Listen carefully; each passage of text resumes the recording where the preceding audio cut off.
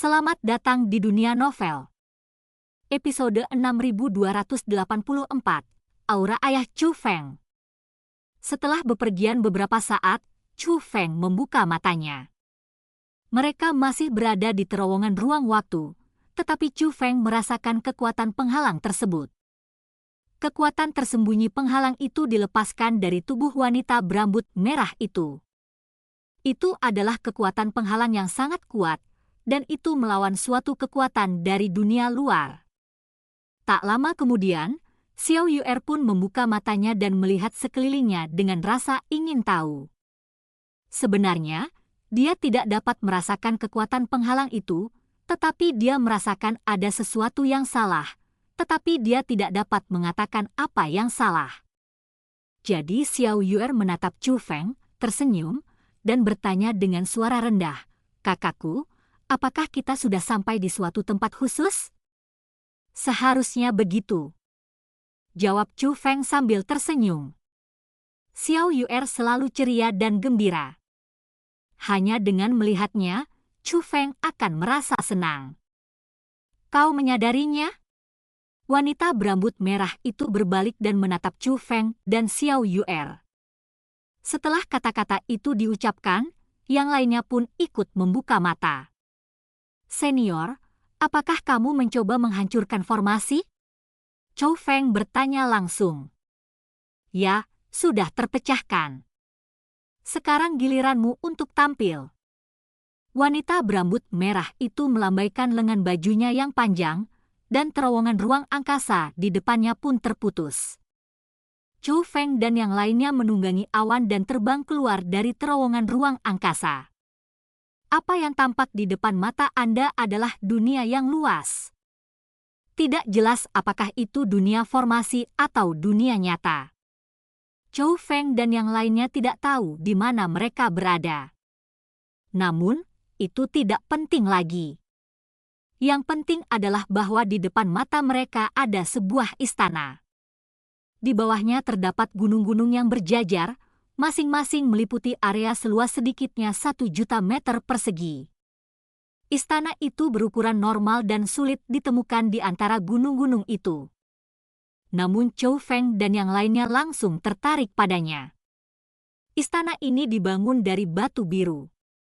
Bentuknya tidak berlebihan, tetapi memberikan kesan megah yang tidak dapat dinodai.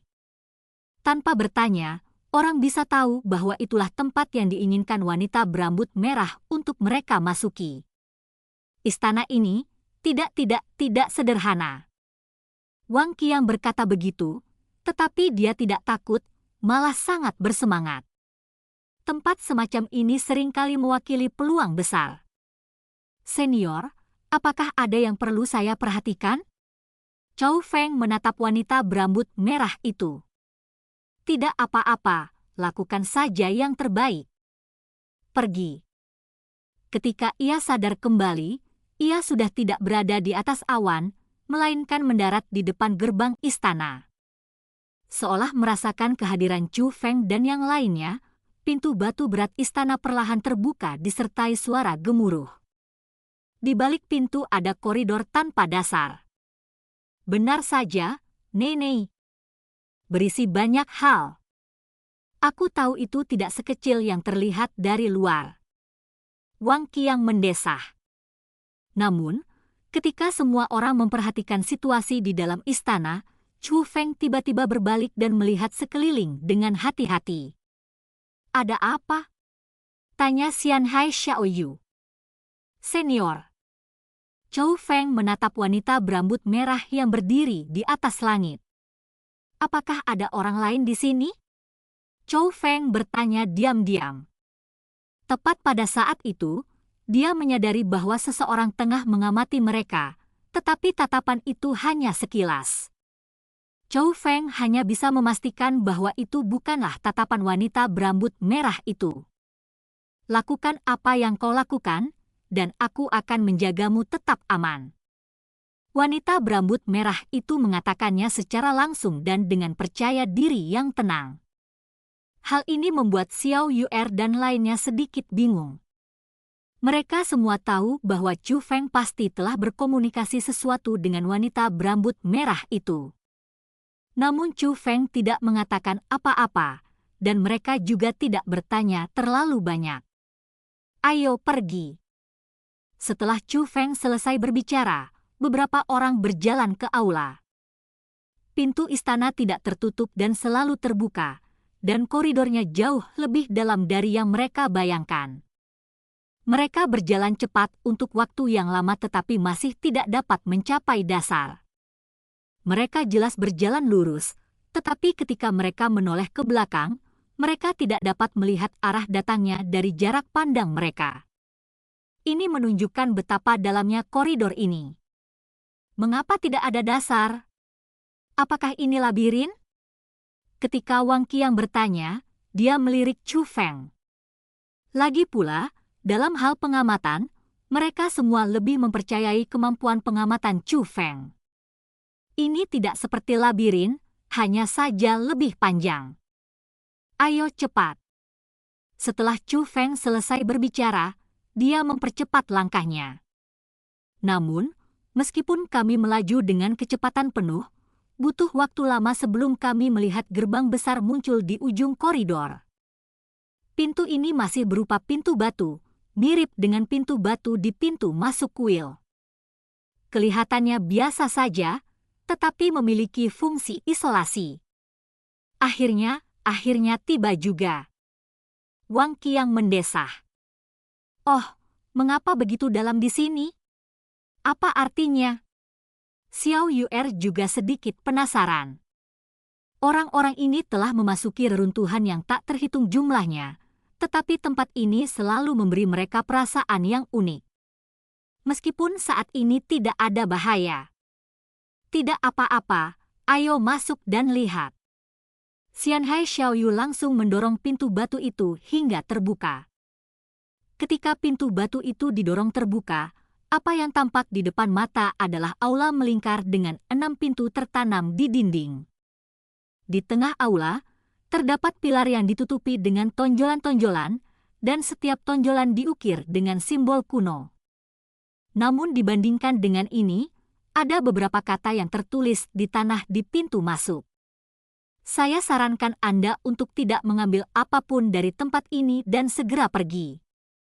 Melihat huruf-huruf besar itu, ekspresi semua orang membeku, karena semua yang ada di sini memancarkan suasana kuno, kecuali huruf-huruf ini, yang tidak terlalu tua dan jelas merupakan peninggalan era ini, bahkan tidak lebih dari beberapa dekade paling lama, dan kemungkinan besar hanya beberapa tahun saja.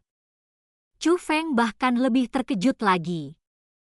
Egi, kata ini sepertinya ditinggalkan oleh ayahku. Kata Chu Feng kepada Egi.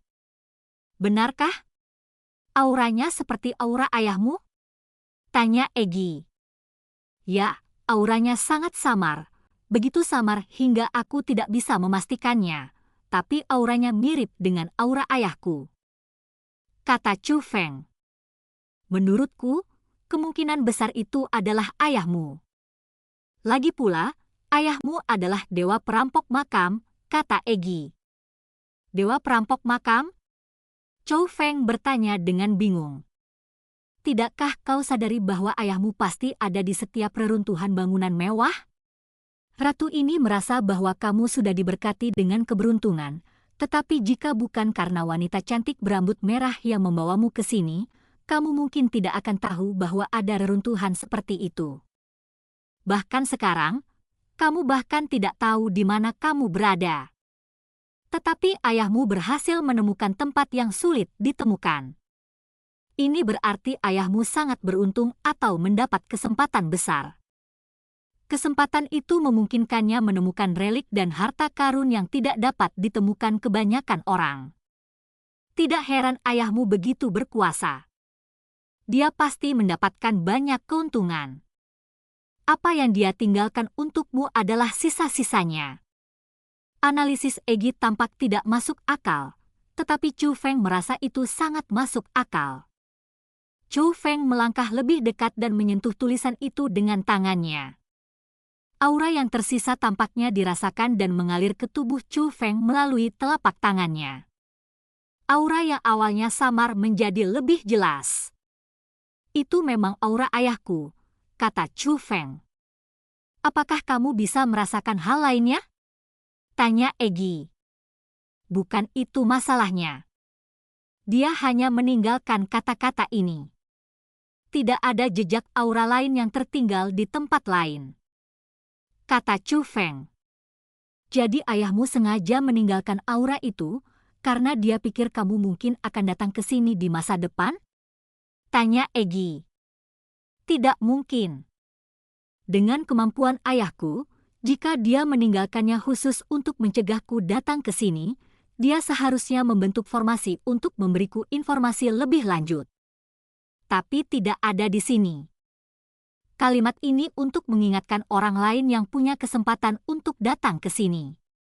Saya punya tebakan, kata Chu Feng. Apa? Tanya Egi. Ayahku merasakan bahaya dan tidak menyentuh apapun di sini, jadi hanya tulisan tangan di sini yang memiliki auranya. Kata Chu Feng. Dan cerita pun berakhir. Sampai jumpa di cerita berikutnya di dunia novel.